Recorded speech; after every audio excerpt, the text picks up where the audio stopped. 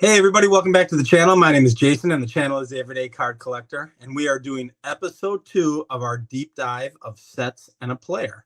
I'm here with my buddy Aaron. How are you, my friend? Doing excellent. Good. Glad to do We this actually again. behaved pretty well here. We're going to get this one out fairly soon after the first one, a couple weeks, so it's not too bad.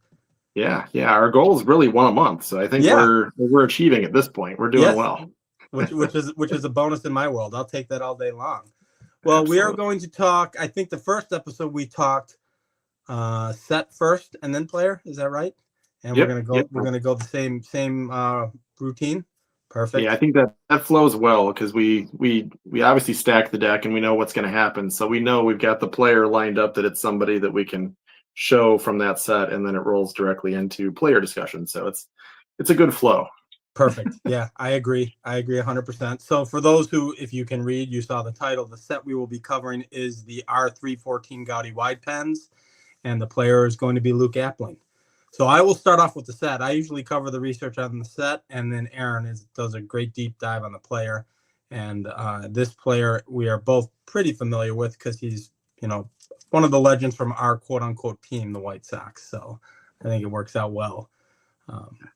But yeah, I'll start off with the set for those who watch my channel. And again, no big surprise, Aaron and I are good friends, and Aaron has influenced me drastically in recent months in my collecting and turned me on to the wide pens. You turned me on to them pretty early on. I think when we first met, you kind of introduced me to some of this stuff. I'm always looking for the budget buy. I think the set hits that mark 100%. If you're looking for pre-war and you're looking for something that has, or a set that has fantastic images but is somewhat affordable, this is the set, clearly, in my mind. And I can't think of any that are probably as affordable with the variety. And can you? And is there anything that, This might be the ultimate gateway into, you start here and then you get into, especially the size. I feel like it's oversized, but it's not that oversized. It's a perfect postcard size kind of item. So I can store it in a normal size box. I think there's a lot of good reasons to be pulled here, and you get some big names that are still affordable, and you get some players you might not know of that are Hall of Famers or Hall of Very Gooders, and they're extremely reasonable. So yes. yeah, And I think I've heard, I thought it was Mangini. I've watched him and Rick do their Get Off My Lawn segment, and they kind of mentioned the W517 as the gateway into pre-war. I kind of consider this the gateway. These are not hard to find. Most people that I talk to who dive into pre-war, this is where they go first. I know I watched Reverend Steve the other day. He mentioned what an influence you are on him, and I even said, oh yeah, Aaron still influences me. And he picked up the Wayner brothers out of this set. So that, I thought that was cool. So I'm seeing more people dive into pre-war, and I would highly recommend that if you're afraid to do it or you don't want to dip your toe in it, this is the set to start with, in my opinion. And if you're not fanatic about graded cards, you can find some really great deals. So that's just kind of how I see it. But I'll talk about the set a little bit. So it is referenced as the designation is the R314. There are 5 types within the set. I did a video not too long ago that kind of touched base on this, but we're going to go a little deeper today.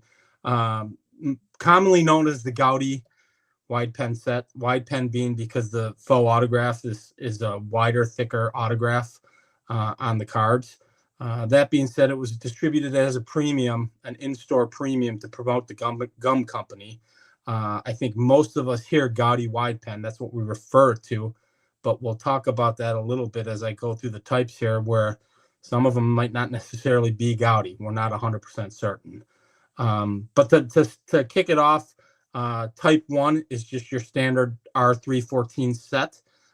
It was produced in 1936, and there are 120 cards within the set.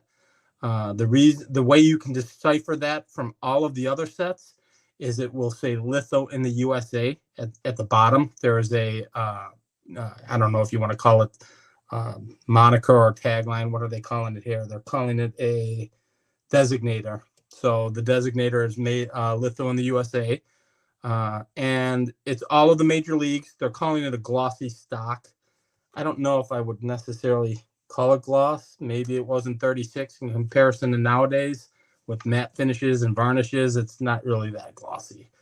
All of the cards from the research that I did measure the same size, except type 5 is possibly different, and they're all going to be 3¼ by 5½. So that's your type 1, 120 cards. When you look these up online, if they say litho in the USA, you're going to know it's a type 1. And they get mixed up online a lot. I've seen people call them, this is type 3, this is type 2, and it's actually incorrect. So this is kind of a designation to help you discover what is what when you're going through these. So again, type 1 is the standard R314, 120 cards, and litho in USA is the designator. Type 2 is the R314B-1. So there will be no designator that says litho in USA. There are only 24 cards in the set. So when you start talking about type 2, 3, 4, they're a lot more difficult to find because they're smaller. So the sets overall, this type 2 is only 24 in the set. Again, designated as glossy. Type 1 was all in major leagues. Type 2 is American League only, based on the research that I did. And again, same size. Does come with a border, so there'll be a white border around the card, and we'll kind of go through that as we're going through cards. So then you've got type 3, which is your R314B2. Again, only 24 cards. Both type 2 and 3 were issued in 1935. Both are 24 cards in the set. But the only difference I could see, and actually now that I'm looking at it, I've got this we've kind of got to jot it down. I'm not seeing any difference in any designation from type 2 to 3. So the B1s and the B2s are 24 cards in each of the set. No, not available as far as the designator, both glossy, both American League. I'm sorry. The easy one. Type 3 is no border. That's it. That's what it is. So type 3 will have 0 border on it. And those are rough to find. And can I ask, are those the exact same checklist? You know what? I didn't look at the checklists themselves. I kind of, where I got this, for anybody who's interested, it's no big secret. I went to oldtimecardboard.com, and they kind of break out a rough designation. I would have to guess yes, which also leads me to believe, so what is the difference? So is type 3, although they don't, well, we'll get into that in a second here. Now I'm starting to get confused. Oh, actually, we can look at, I do have, no, that's not it. I thought I had checklists, but I don't. And we'll get into the no border in a second here. So type 4 is your R314C. That was 1937. So that's the latest. These cards range from, according to the types, 1935 to 1937. The biggest being the R314 type 1s are 36. So 314 or 314C, which is type 4, is 1937. And the one thing that I did find is they were calling it worldwide gum with a question mark. So I don't know that that's been proven that it's truly worldwide gum.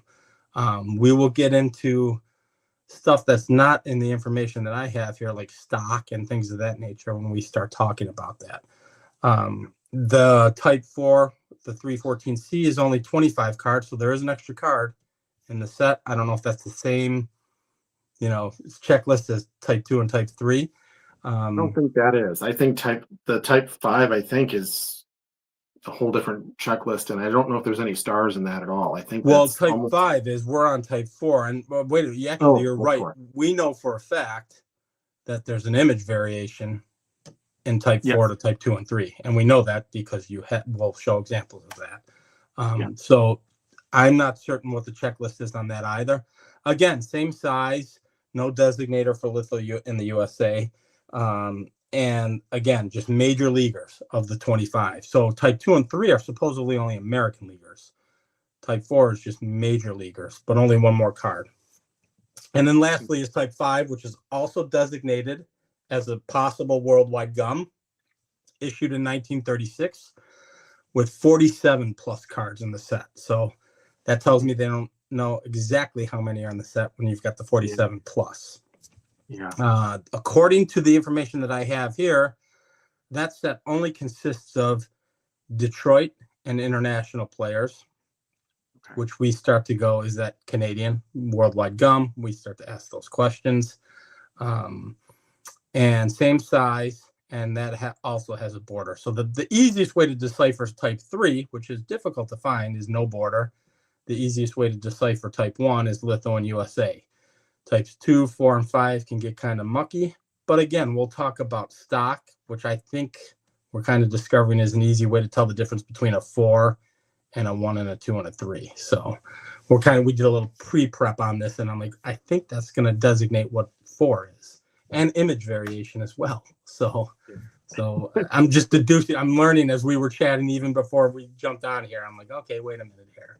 So I figured we'd show a couple. I guess I'll rattle through the type 1s that I have. All of mine are type 1 minus 1 card. I'm going to save that card for last because it segues in into everything we're doing. I believe we can do the match game because I believe you have every single type 1 I have, if I'm not mistaken. We'll see. Maybe minus 1. Maybe minus 1. I'm not certain on. So I'll start off with Frankie Frisch. Frankie Frisch. I got a Frankie Frisch somewhere. It's like we're playing Go Fresh. That's right. So there you go. And you can see, guys, in the lower corner here, I hope you can see it. Yeah. Litho and USA. Yeah, I can see it on yours, Aaron. So pretty clean white stock. We've both covered these in the past. They're all blank backs. So there's nothing to them. But yeah, this is the type 1. And the easiest way to figure out it's a type 1 is Litho and USA. So there's our Frankies. I know you have this. You've got the Paul Warner, right? Paul Wainer. Yeah. Wainer, sorry. I said Wayne Warner. I got it. Sorry. Lloyd is the only one that has the interesting variation, correct? I think Lloyd within type 1? Yes. I thought there was one more. And I could be wrong, Aaron. I'll have to dig in. I didn't do that research. I have to dig in. I thought there was one more. And is it Rick Farrell might have 2 of them as well? I could be wrong. I'm not sure. Yeah, Lloyd Wainer has the one where there is an issue with no litho in the USA, even though it is in that set. Correct. And that's So now we're getting real funky, right? Because it's technically a type 1, but it doesn't say it, right? It doesn't say litho in USA. Yeah. And I got a massive deal on this because someone wrote on it and tried to erase it. I got this at the National Forum. We're talking. I'll rattle off prices when I can, guys. This bad boy right here was $15. So that's what we're talking about. If you want Hall of Fame pre-war players, $15. And mine, if you get in really, really close, I don't know if I can do it on here, but you might see some holes at the very top. I see. Oh yeah. Okay. Now I see them better. Yeah. There's like 3 of them. I can see them now that I'm holding it up against a light source. But from here, that's beautiful. What you want it to do. Yeah, it's beautiful. Great. Absolutely beautiful. This was a gentleman we did on our very first inaugural episode, Al Simmons. So I know you got him. Yep. Dual L's. Beautiful. Yeah. Cool. This is new to my collection, and I think you knew I got it. I didn't show it to you yet, and I know you have it. This is my Bill Dickey. Catchers for the win. Beautiful image. Yeah. Right? Absolutely. And I can tell you right now, guys, because the price is on here, and maybe I overpaid in comparison to what you paid, Aaron. I think I paid $32 for this. So. I think, honestly, in most worlds, when you get a Bill Dickey for under 100, you're killing it. Right. So, how do you go wrong there? This one's also new to the collection, and I did send you this one when I got it. I did a video on it not too long ago. This is my Goose Goslin. Yep. Whopping! I can see the price here. I spent $15 on this one. That's tremendous. Yeah. So all day long. And this is the one I don't know if you have. I don't know. I thought you did. This was one of the first 2 wide pens I ever bought. My Ducky Medwig. You got Ducky. Okay, I wasn't certain. That was the only one I think you got yours before me. I think I was leaning towards it, and then I saw yours, and I was like, that's super cool. I need to probably have it. Yeah, so this was my first experiment along with the gentleman we're going to be speaking about tonight. I bought them at the same time. So, Super cool. so that's my rough kind of just breakdown of the sets. I know it's kind of confusing. I will say to people, check out oldcardboard.com. It gives you that breakdown. I just basically read off of that. It'll give you an exact breakdown of type 1 through 5. When you start to get into image variations, like Aaron was talking, and specific cards, I have to dig a little deeper, and I think most would to try and find that info. But we'll kind of show. I guess we'll show the guy we're going to talk about next, right? We both have the type 4, so all of mine were type 1s. Or do you want to go 2s and 3s next? Do you want me to show? I still have some more type 1s. Oh heck yeah, absolutely! Should I fire through? Yeah, I'll keep firing, and then I'll try and space some things out, I guess. But no, we got plenty of time. Yes, I saw one online. That's on the list for me. Lefty Gomez, and he's and you talk about. Oh, I remember showing this one. You're right. So a little bit of a pencil, a little bit. Is that pen on the bottom, or is it all pencil? It's all pencil, but here's the coolest thing. It says, "Bill, can I use your car Friday night? I'll get the gas, Eddie." That's awesome. That is fantastic. So Left to me, that is Lefty Gomez. Yeah, I mean, when I see stuff like that, I'm like, that does not detract. That actually makes that way cooler in my world. So I was thrilled to get something with that. Somebody in like 1940 used that to jot a message to somebody. So yeah, and he did not answer, unfortunately. So we don't know if he got to borrow the car. But early Archie Vaughn, that's always a good one. Yes, and definitely need to do a player spotlight on him as well. Yeah, great story, great player, way underrated. Yep. Another one that probably falls into that. I feel like this entire set is just that. It's if you don't know pre-war, you don't collect like this. You see Gabby Hart and you're like, who's that? You're like, oh, come on now. This is holds a little more value for us because where we're from. I think most people prominently known as a Chicago Cub. So yeah. And this one actually, I paid up a little bit for this one, the Hank Greenberg, because it was noted on the back at some point this was for sale for 1 cent, and it was hard to get. So you paid a little more than what they noted then. Yeah, they marked it up from the 1 cent. So whoever bought it for a penny did well when they flipped it to me. But and fair to say, most Hank Greenberg, he doesn't have a lot of stuff, so he's a little pricier than he's going to cost more than the than the Bill Dickey or the Paul Wainer or things of that nature. Yeah, let me do a quick run. I actually have 4/5 more sideways. Yeah, show them all. We're good. I've got Rick Farrell. You get to go kind of landscape mode there. Right. Catcher cards, obviously you can tell I'm a sucker. Al Lopez. This one I think is phenomenal because the angle. I can honestly tell you, I didn't know you had that, and I have never seen that. That's very cool.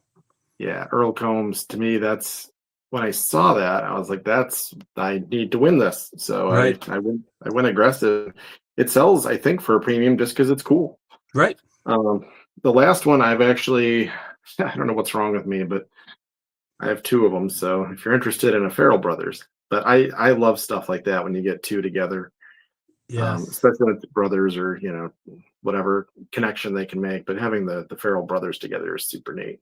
And I think it might be maybe Alan from Boston fan. I think he had mentioned on Instagram to me once in a chat that he has got that as well.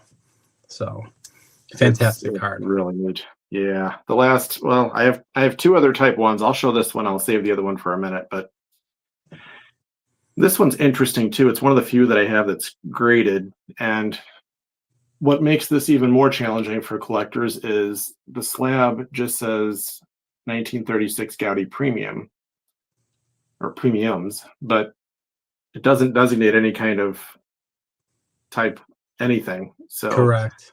It's up to you to know what you're looking at, but Goudey Premiums, wide pens, whatever they want to call them, all kind of the same general idea. So, and my thought is once you're getting into the world of DiMaggio, which that is an affordable DiMaggio as DiMaggio goes, But once you're getting in the world of DiMaggio, who cares what type it is? It's Joe DiMaggio. That's how I look at it. It's Yeah. Well, cool. the It's crazy thing, cool. 36. I feel like before you get into this oversized stuff, like 38 Goudey, the big head kind of thing is your rookie, and it's huge bucks. Yep. And then you get 2 years earlier for some fraction of the cost. Like, to me, that just blows my mind. It's awesome. It's awesome that you bring that up, because when we get into Appling cards themselves, I do have a question for you that, well, actually, yeah, I do have a question for you as to what people consider the rookie cards and things of that nature. Yeah. But Yeah. but yeah, that's cool. So that's all of your type ones, correct? -1. -1, right? Should I? I'll show it. My other one's the Charlie Gehringer. Okay. So that's my last one. I think Coach Neal just picked. I know Pastor Craig has a Gehringer, and I think Coach Neal might have just picked one up as well. I think he actually picked up the one from Batter's Box that I was looking at, and it was a fantastic price. Again, Gehringer's a little bit more expensive. Him and Greenberg come in at a little bit more, but still drastically affordable compared to their other stuff. So. Oh yeah, for sure. Yeah. Yeah. And amazing images. Yeah. Yes, 100%. So I have no type 2s, and you do. Okay. So we'll let you. I do, which is crazy. But the only way I can show it is to start busting out the Applings. Yeah, and that's fine. And that's totally cool. So again, that was an image I was not real familiar with, period. The type 2s and the 3s get difficult to find. You don't see them online that often. So his 4 is way more familiar to me, which is the only 4 that I have, and we'll show that when we get to it. But again, the only difference in that from what we were just showing in the type 1 is the fact that there is no litho in the USA on it. Still got a border, still that bright white stock, and pretty much the same as everything that we were just showing, minus that minus that disclaimer of litho in the USA. So yeah. And then you got your 3, right, which is the cool one. Type 3, which is going to feel like you just saw this, because it is the exact same image, just now it's borderless. Right. And is there a stock difference, Aaron? Does it look like there? No, there's not. No, at least on screen. I was going to say, I would say they're. I mean, it's hard to know what's better maintained or what. Right. In terms of the finish, yeah, it's hard to know because it goes all the way to the edge. I mean, I can show them side by side to see if that helps at all for anybody, but yeah, I mean, looking at the backs, they looked similar in stock to me. So, God, what a great image! I need to snag one of those. I don't even care 2 or 3. I actually like the 3s. That'd be cool to find one. Yeah, there's a couple out there. We'll talk, but the ones I've seen they're a healthy premium. They're no longer a deal. Right. Yeah, and so that's the difference. We're talking about how affordable things are. Obviously, the more difficult it is to come by it, it's going to start to step up in price. But it's fair to say all of your type 1s are out there and affordable in my world.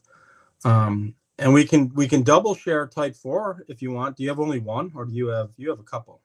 No, I have 4. Why don't we show the other and then we'll double share loop together and kind of chat. And actually, when we get to that, I might have you flash the type 2 back up again, because you can see that you'll be able to see if that makes sense. Yeah, for sure. Cool. Well, and this is, if I go type 4, then you can see type 1 and 4 next to each other. That's exactly what. Yeah. And then now we don't need to. So you can see the type 4, guys. It's a yellowish stock. It is much more of a cream/yellow stock in comparison to the type 1. They had no mention of that in old time cardboard. They're calling them all glossies, but clearly the type 4s are a different stock. So that makes me want to deep dive a little bit more. Yeah, and image wise, so Hubble, I mean, to me that's one of the best Hubble items out there, Yes, I agree. and Awesome, and awesome image. still completely affordable. And this is the newest of the sets. So we're talking 1937 for the Type 4s. Yeah, and this one they did a good job of labeling it. Oh, cool. These images are Yeah, just phenomenal. Look at that background. The yeah, advertisements on the back, it's just phenomenal. super early feller. So it's another like pre-rookie if you're willing to go away from just calling the 38 Goudey the rookie. Right. Here's the other thing that's awesome. Again, I love some of the flavor. That was graded as a 2 with markings on it. And yeah, somebody turned it into an actual baseball card. So We're busting out some stats, it looks like. yeah, they said he bats right, throws right. He's Right. a Bob Feller pitch for the Indians, and he bats and throws right-handed. So That is fantastic. yeah, I love that stuff. So now we're up to the one that we both have to match. Yes, and I think neither of us have a Type 5. Like I don't want to use the Aaron phrase and call it a ghost, but I haven't seen a lot of them. So I don't know how difficult. I've clearly difficult to get to, but we'll flash our last Type 4, and that's our Luke Appling. And you can clearly see image variation from Type 2 and 3, which Aaron showed earlier, which was a portrait in comparison to this. And this is just a beautiful image. I absolutely love this. So again, Type 4 being 1937, which SGC got it correct on this one. And actually, they got it correct on my Ducky, because those are the only two that I have graded. So I wanted to see now that I did a deep dive. But just a beautiful image of Luke. We'll get into him now and I'll let you kind of run, and we can chat it up about him. You have a ton of his stuff.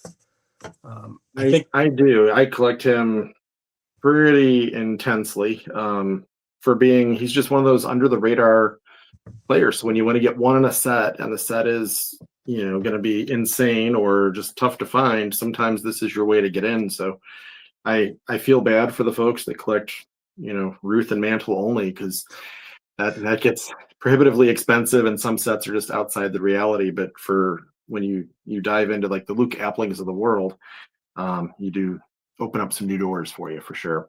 100%. Yeah. So it's cool.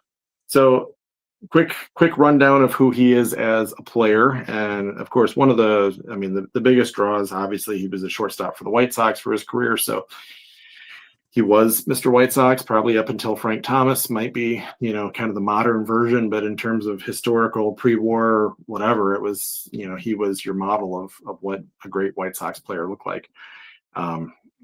His career, he had a 77.2 WAR. He had 310 for his career. As a shortstop, especially in that era, that's a big deal to hit 310. Of his full-time seasons, so I kind of looked at how many games he played in different seasons. I believe only 2 seasons he was under 300. So it wasn't that he was hitting 397 times, but he was, he'd peak. He had a couple of batting titles in there, but he was just so steady. He was going to give you 300 and good defense every single year. So super reliable. His nickname, Old Aches and Pains, is kind of ironic. The one year he hit under 300, he basically said, I was healthy all year. That was my problem. He thrived on kind of having something to complain about. And usually, obviously it wasn't too serious because he sure was a great performer. But interesting character. I was also drawn to him personally because he attended Oglethorpe University, which, of all the random weird things, it's a small little school right outside Georgia. It's one of the schools I applied to. And I had an aunt that taught a few classes there actually at one point. So it's just one of those weird coincidences when you see that pop up in the weird trivia things. You're like, wait a second, that's kind of cool. Maybe I'm more interested in this. You start reading about their life and learning about their entire story. In terms of hits, he had 2,749 hits, which unfortunately places him just shy of 3,000, which is kind of the magical number. We'll dive into that in a second as well. 45 career home runs. I don't think he ever reached double digits. I don't know if he was even close. Probably his biggest home run moment came in a old timers game when he hit a home run at the age of 75, I think. So pretty remarkable he's known for hitting a home run when he's collecting Social Security, but I kind could of tell you interesting. just by doing a quick peek, his top year was 47. He hit, or I'm sorry, was 41. He hit 8. Okay. So so never even close to double, or I guess semi close to double digits with 8. Yeah, yeah. Well, that was more than a sixth of his career total, so that's pretty amazing. Right. Career total 113 OPS plus. He was listed as having a 20-year career, but I did dive into that. He has a season of under 10. He has another season of 50 games when he's in his last season. He had a season coming back from the war where he only played 18. So really, his 20-year career was 20 seasons having some activity, but in terms of getting 100 plus games, I think it was more like 15 or 16 seasons. What else can I jump to? I thought this was interesting because I always look at like almost the what could have been when I look at players, especially depending on what chopped up their season. We see Mike Trout, it's injuries. Players of this era, it was the war, and it was who else was playing at the time. And sometimes it's just the politics of things. At some point they were saying you can only win the MVP award once, and so you'd see a guy have the triple crown, and they put him fifth in the MVP voting because they just refused to vote for him, which was a Lou Gehrig case. But Right. when you look at something like this, he was the runner-up twice for MVP. So if he would have just nudged out the other guy, he'd be a two-time MVP. That changes the conversation on who he is. 1943, just for perspective, he had a 7.3 WAR. He hit 328, which was a batting title, and 192 hits. 1944, he was in the service for the entire year. 1945, he returned from military service to play 18 games. He hit 368. So he missed a season and almost 2 full seasons. 1946, his next full season, he hit 309. He had a 6.2 WAR and 180 hits. So just being kind of the number person, you take 192 before he went to the war, 180 after, give him 185 those couple of years in between. That puts him over 3,000. Yep. And I believe he's the first shortstop since Honus Wagner in that era. And then since then, Ripken Jeter. I think we said Ripken Jeter. I Yeah. think you're at 4 shortstops would be at a 3,000 plateau. So, I mean, I think the conversation on Luke Appling and the appreciation for who he is completely changes had it not been for, his dedication to military service and things. So, And you took that snippet interesting. of his year in 44 when he was in military service and the year he came back. That doesn't even include his very first year and his last year, right? So if you take that 45 season, his first year and his last year, it was the equivalent of like 1/5 of a season, I think you said, or something like that. So, Yeah. he, If you take the 3 years, I think he had like 65 or 70 games. He had less than half of a season out of 3 of his, seasons. So, right. yeah, his 20 was not a 20-year full season career. It was 20 seasons playing at least a few games. Which begs the question, like you said, the what if? How would he be looked at if he hit that 3,000 plateau? And quite honestly, with all that time off or not playing due to service, he's what, 250 away from 3,000, which Yeah. makes him extremely affordable in the hobby. What would he have been had he hit the 3,000 and the first guy to do it since Honus? So that's just food for thought when you talk about these players, and the reason we're doing what we're doing is for this specific reason alone. The greatness was there. It really was. Unfortunately, he was never on a team where they just shine in the manner that you would if you were on the Yankees or one of those powerhouse teams. Unfortunately, his era, and correct me if I'm wrong, never played with anybody else but the White Sox. So Correct. So he had a quote unquote 20-year career, 16, 17-year career of mediocrity with the team. So put him on some powerhouse teams. What would have happened? If you think about it, it's crazy. Yeah, and everything bumps. He'd be, had it not been for military service, and you kind of like fill in the what ifs, and where would Feller be, and Warren Spahn, and all the different players. But if he was 90 WAR, 3,000 hits, really he was, maybe another batting title, maybe another MVP runner-up season, or maybe he wins one finally. Right. It's a 3-time batting champ with an MVP, 3,000 hits at shortstop is a whole different conversation. So Possibly the greatest shortstop ever, right? What if? I mean, or right, Honus right. Wagner, I I think, know, is I know you and Honus. untoppable. Right, Yeah, right, right, right, yeah. right. Second But maybe greatest. maybe the greatest to play post war. I don't Yeah, know. Yeah, I mean, there's definitely. I guess you'd have to pretend there's no war, or he would have not been in service. So, right. um, you know, all the what ifs, but definitely it just changes the perspective on what it is. I think. So Absolutely. No, I think that's awesome. And that's again, I'll reiterate it. That's the perfect example of why we're doing this. We did it with Al Simmons and showed comparisons, and there are so many players out there.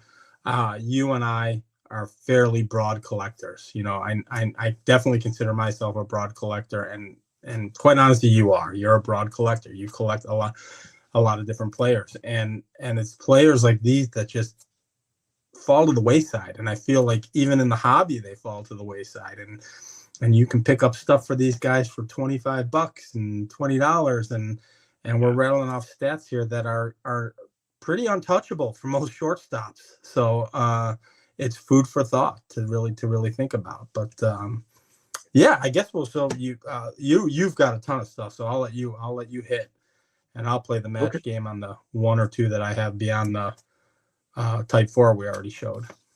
All right. I didn't pull everything, and I mean, depending how much we want me to, I could go and pull one more thing that I realized when you brought up the idea of a rookie card. I did not pull what I have that could be considered a rookie card, but Right. um, And that was the question. Well, should I show what I have then first and foremost? And I'm sure you pulled this. I didn't pull it because I know you have it. Okay. Okay. So this is, then I'll go ahead and show it. So this is Yeah, 34. I'm sorry, I'm losing track talking about 34 Goudey, losing track yeah. of talking all these sets. This is what's considered by mainstream collectors as his rookie card. I got this at Strongsville the year I met you. I bought it. Mm, So that was 2 years ago, two yep. Strongvilles ago, whatever that is. So beautiful. Looking back on it now, I may have maybe went with a lesser grade and then bought more, but my collecting has changed a little bit. But it's a beautiful. This is just a beautiful, beautiful card. Again, Yeah. considered his rookie. My question to you was, do you have issues prior to that of him? Yes. Perfect. All right, because like how we consider what a rookie is, and I don't want to get into that conversation, but we can save that for Victor, the rookie specialist. But Yeah. that always blows my mind, and a perfect example of that is what you had mentioned with the 38 Gaudi DiMaggio versus finding earlier issues for 1/10 of the cost of that card. So Yeah. but yeah, well, so that's just 34 Gaudi. It is the Garrick says. Correct me if I'm wrong, because you'll know better than me. The only Hall of Famer with the non-Garrick is the Kai Kyler. Is that right? Yep. And Yep. who was the other Chuck Klein, right? Chuck Chuck Klein Klein. says. Yeah. Yeah, Yeah. yeah. Okay. Yeah. Okay. I knew you'd Yeah. know that off the top of your head. I have to think about that stuff. Yeah, So, you nailed it. Yeah. Yeah. That Kyler's a beautiful card too. So that's yeah. phenomenal. Yeah. Yeah. All right. Well, you can rattle off then, because I only have one more beyond that. So. Okay, well, I'll save the one that I know you're going to show, but I'll show one that I'm going to recommend to you because Yes. how about the beautiful $20 cards? I mean, that's the big old He jumbo Wheaties. he's got a couple too. Yeah, I might need to find the other one. That's a problem. Let me jump around here. So going super recent, you can grab a playing days. Something else I forgot to grab was the Richarado too. That's another one that you can Oh grab yeah, that's yeah. post playing days and kind of cool. So I didn't try and grab everything. I didn't want to be too exhaustive because like I said, I collect him pretty well. But it's crazy to think he's into the Bowman era because I feel like we almost think of things as pre-war, post-war, and it's not a lot of players that you see having a pretty good little variety of things in both buckets there. He is one, Um, right? yeah, he's got the Lucius. Yeah, that's one I need to add to my list. And again, it's an affordable card. You see it everywhere. So Yeah, it seems to me like if you're looking to get into the 49 Leaf and you want a Hall of Famer, it's him and Johnny Mize. They're everywhere. Like, you can Yeah. find those two. So Yeah, absolutely. And this is another set too, if you're looking for something yeah, just to say. So the blue 48 tint blue is, tint. yeah. Yeah, I mean the blue tints are, you can get some bigger ones, but you can also find something like this that's, dozens of dollars, as I say. So That one's in great shape too, Aaron. That's in really good shape. it's decent. Yeah. I mean, for being, they're always cut, so it's really just finding ones that have like all the borders to them kind of thing. So Right. yeah, it's pretty decent looking for what it is. This is one I just picked up knowing we're going to be doing this. I was trying to think of finding some weird stuff. It's a 1938. I think it's a Kloppe. Somebody's going to rip me. Is that a negative? It is a negative. Yeah. It came with instructions of how to develop it. I'm trying to think how I can even make this easier to see. Maybe I put something behind it. All right, you've overshot my head. I have never heard or seen that in my life. Kind of me either, which is why I went for it. It was really tough to comp. Obviously, it's not something that gets graded, so I couldn't find a whole ton of history. There's a few of them out there right now, and this one was, again, you're trying to get into players and sets in a different way. He's on the more reasonable side of things, so I don't know if this should have been $4 or $4,000, but it was somewhere in the middle, and I said I'll add it because it's an appling and it's cool and it's different, and I can check that list off, and I go that set. So That it is is what it very is. cool. I'll be looking that up once we get off. So Yeah. Well, and that's, I mean, for me, that's always the thing, is can I find it again? And I'm going to guess, I mean, maybe I'm not that old, but when you start looking at like, how long will I live and will I see it again? That's not really the formula. At that point, I'm like, let's just get it. Let's right, just shut that one off. And let's not worry if I'm going to live long enough to see another one somewhere. Like, that's not really my formula. These are always cool too. These are a very affordable way to get in. Sometimes you get a good pairing. Ted Williams, I think, is with like Cronin or something. So you can find somewhere they're paired with another Hall of Famer. But yeah, I love the gapping, double plays. I actually have the Ted Williams and the Cronin. I love the double plays. Affordable, great images. You can some of them are action shots, so very cool. A lot of portraits, but very cool. yeah. This one, another amazing one. I absolutely love the set, but the image with him, I don't know if it's post game or if they just, I mean, I feel like they caught him going out for dinner. He looks snazzy. I mean, that's a different era. So they probably got dressed formal after a game to go out for the evening versus what they would do now. And that's the 36 worldwide gum. Is that correct? Yep, 36 worldwide gum. There is another player, White Sox player. Is it Zeke Bourbona? Bandura maybe, or whatever, yeah, and it's a side shot like that, and he almost looks like a vampire. Like it's a side profile, just like the appling, and I'm like, what? Yep. Or he's kind of looking down, and I'm like, what in the world is this? I think that's just, these sets are just amazing. This one's always funny too. Yeah, and that one for Aaron to pick up a 7 is not very common. So yeah, that's like high.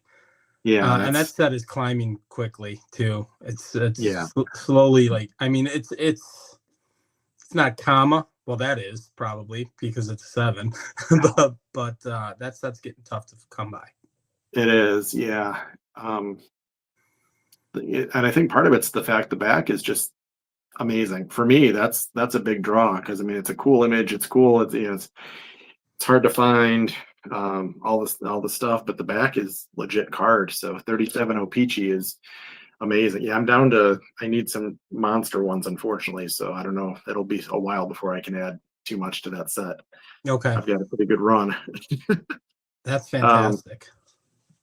Yeah, I'll have to. I think I did feature that at one point, but it's been a minute. I should probably pull those out again and take a look. I don't know if I've added anything since that video or not, but Diamond Stars is always great. Fantastic image too. Yeah, that's one that's easier to pick up. I've had that one forever. The cert, look at the cert number on that thing. Yeah, so they're out there. I think in that set, if you're talking White Sox, we're talking that, the Al Simmons, and then the Ted Lyons is a great one, Hall of Famer wise. Yeah, this one actually, there was just one batter up. There was just one for sale that I should have reached out to you when I saw it because it was a very good price for the grade and it was a little bit lower grade. So it Is was it like a two still and a out half. there? It's not. It's gone. Okay. I thought I saw a batter up of his not Yeah, too long ago, like a day or two ago. So maybe, yeah. it Great set. disappeared. And that's a set that's kind of right on the fringe of, hey, it's pretty affordable. It's not So crazy. so what ends up happening is the lower numbers are more plentiful and more affordable. The higher numbers are expensive. And Right. his, I think this is the only one he has in the set, and it's a higher number. Yeah. So this one by nature is a more expensive issue than, you could pick up a low number Al Simmons for 40, $50. Right. That one automatically is going to be a little bit higher price. Um, I've been doing the Ferguson bakeries, the BF2s, or Yeah. yeah, BF2s. So picked up a BF3. That's awesome. When you showed that to me, that's awesome. I love that. That's just silliness, right? No, it's Um, cool. this something goofy. It's a 19, I forget what it is, 30 something. I'm blanking. I know it's a BF3, but I mean it was $20 or something. Sure. It's nothing serious, but it's fun. It's a Luke Appling piece. Right. Um, I've got 3 autographs. I'll pop those in here. His autographs are extremely affordable because he lived a long Yes. life. He was very generous. He was low cost to have sign. All the things. So if you can find, and some of these I just pick up because the image I thought was super cool. The way he signed it was neat. So I don't care that it gets a grade. Most of the things I have signed are authentic. But I just want like neat images of the That's a great players. image. So yeah, I mean, you get these oversized things, and that's just for me, that's phenomenal. I have one other yeah, Red Steel. Yeah, beautiful. Do you have any of his exhibit cards? Because those are on the cheap end too. Um, I think he's in the Salutation set, right? I do actually. Yeah, I do. Yeah, now that we're talking, I have 3 or 4 more cards that I could have pulled. Yeah, I Well, have a couple of I exhibits. definitely knew you had plenty of him, so I knew we Yeah, were good there. I do have another like pre-rookie item. Was a W573 that was issued in like 1932. That the strip I cards that I have actual believe, yeah, images. yeah. You have that? Um, I do. Oh, that's Yeah. fantastic. So I only have a couple from that set. I've got that, and I've got I think the Lefty Grove. Maybe that's it. Okay. But yeah, I mean, phenomenal set. Doesn't pop up too often. Not big dollars, just tough to find, which is Right. to me, I love that formula. I love you don't have to go broke, but it's still something that you can say, I have this. If you had $1 million, you still can't buy one right now because they're Right. just not available. Which is the last one I'll show. 1934, which would I guess equal the Goudey if you want to talk about like rookie status. But That's um, that's a big boy card right there, if I'm not mistaken. Correct. I mean, that's a nice piece. I don't know. It's only sold. I think this was the 3rd sale in VCP, Okay. so it doesn't have enough of a population. I think there's I forget what it is, 3 or 4 graded um, Okay. between any companies. So there's not enough of them out there. This is another one that might be either this is one or maybe there's 2 with SGC, but it's not enough. So when I saw it, it was a deal I probably could have tried to get done off of eBay. And it was, I think there was also like make an offer as an option. Right. But whenever there's an item like that, I go with the system of how will I feel tonight going to bed if I offer the guy $40 less, and as I'm sitting there waiting 24 hours for him to respond, someone else buys it, and I'm like, yeah, I lost that for $40. I will equate that to, and this is crazy. I played fantasy football for years, and I was in one particular league where you had to bid on players. And I would talk to some of the friends. A lot of my friends were we all worked together, And the next morning we would go into work, and my friend would tell me I couldn't sleep. I had to wake up at 2 a.m. and put another $10 on them because I didn't want you to get them or someone else to get them. And that's what it becomes. You, and when it's rolling in your head, like, oh God, do I just eat the 40 and buy it? The answer is yes, of course, right? Yeah. You do it. Yeah. So. Yeah. If it was a player where you're like, neat, it's red roughing. I like red roughing, but like when it's a guy you really feel drawn to collect anyway, at that point, you should just that may be the only one I get from that set. I have no idea. I mean, they're the ones that are out there right now. They're asking thousands for. This one was not quite that salty. It seemed very fair based on the 2 sales that existed. It's in good shape. It's all in one piece. There's a lot of them that you'll actually see with this set that, we're not deep diving on this set, but you'll see them like basically cut here. So it's only the top portion. And those are still going for, gosh darn near close to what I did for that. There's a Ruth right now that's trimmed like that that's available for sale. So I don't know if I think it still gets a number grade even though it's been impacted. So it's they still designate it? Okay. I believe so. But they're asking 10 grand for it. So yeah, it's salty. That's why you get into Luke Appling. That's exactly why you get into Luke Appling. Yeah. Nowhere near 10 grand. Yeah, small fraction of that. But yeah, in terms of a Luke Appling, that's a big boy card. Absolutely. Yeah. Right. If it was Babe Ruth, you'd be like, wow, it's almost free. Right. Exactly right. Well, I only have one more to show. Awesome. And there's a fun story behind this. This was a gift from our good friend Scott at Reindeer Studios. And he said, I'm not certain where it is, what it is. I think it was just cut out of a newspaper or a magazine or something of that nature. And he gifted this to me again. It was at Strongsville where I met you, so 2-3 years ago. And very generous gift. And before we jumped on, I said, Aaron, do you have any, because I did no research on it. I said, do you have any idea what this is? And Aaron happens to have it as well. So we can show him in tandem, show him the difference. And you can correct me if I'm wrong. This is the 1949 All-Star Photo Pack, right? Yep, absolutely. So for Scott, now he knows it's the exact same thing. This one is obviously trimmed in comparison to Aaron's, but exact same image.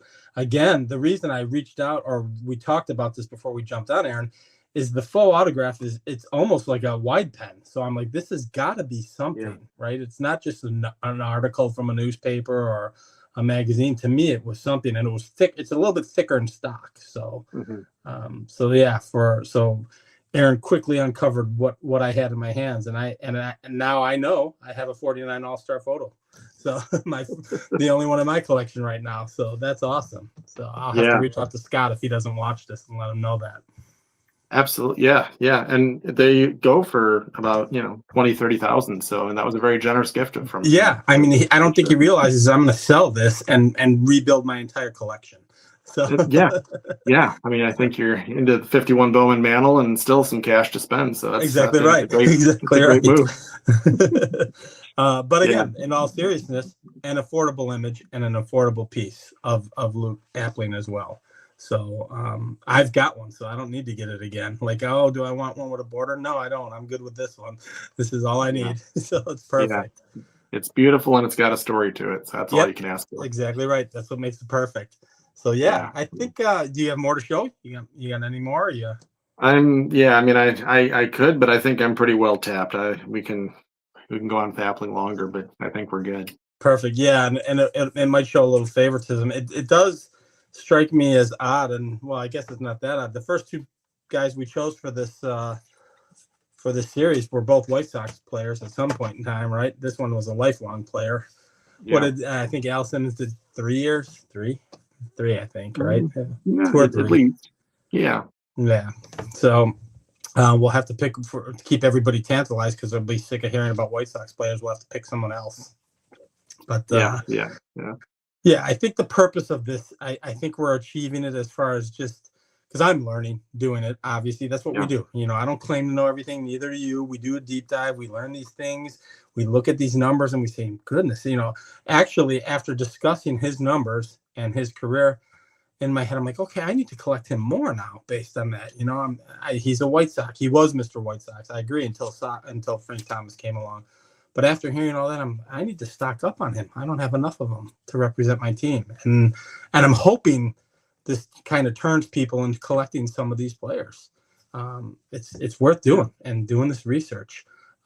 It's my wheelhouse more than anything because, you know, I can't go out and purchase a Gehrig, a Ruth, and a DiMaggio at every whim. So I'm looking to build sets and types, not sets, but I'm looking, you know, I'm kind of a type collector. I want a variety, and these type of players are perfect. And when you do the research, they're well worth collecting. So I hope that's what we're driving here, and people are seeing that. So yeah, that's been I'm doing the birthdays all year, and it's been so valuable just to get a chance to deep dive on each player and just getting some of their basic stats. And I try and read up on just a little bit of their personal life and get an idea of, you know, kind of who they were as a person, as a teammate, as, you know, cultural, you know, where they fit in. Some of them were kind of, you know, rougher characters, and some were folks you probably want to have over for dinner. So it's just interesting to kind of get more of the whole story of them all. And one of my long-term goals is to collect one of every Hall of Famer. So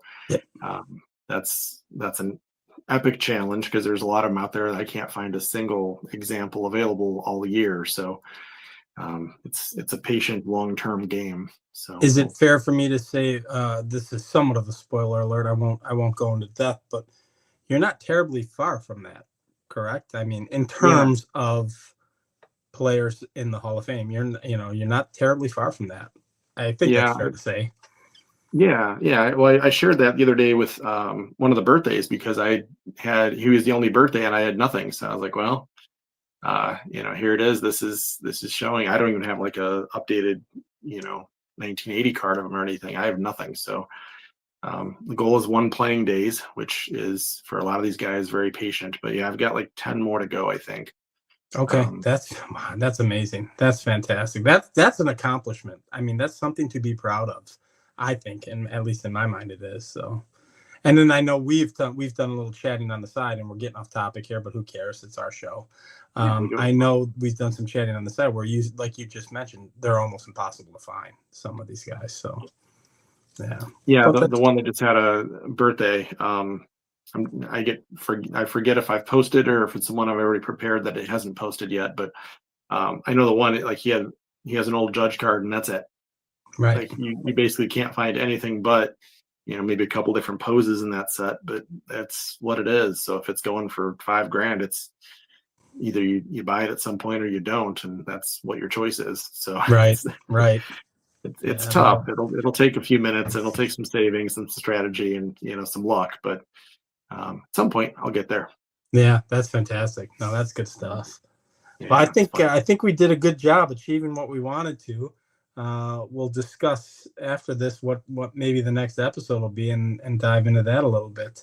I'm having a blast with this. This is a lot of fun. So it's a great way to learn. It's a great way to kind of share, some players we have interest in and some sets that we have a little bit of a start to, and more to learn for sure. So it's awesome.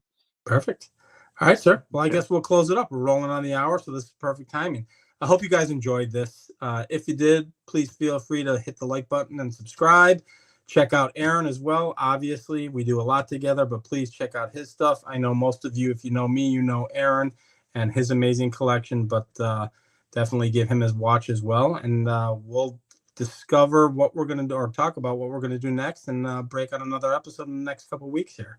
So thanks for jumping on, everybody. I appreciate you taking the time. Have a good night. Bye-bye.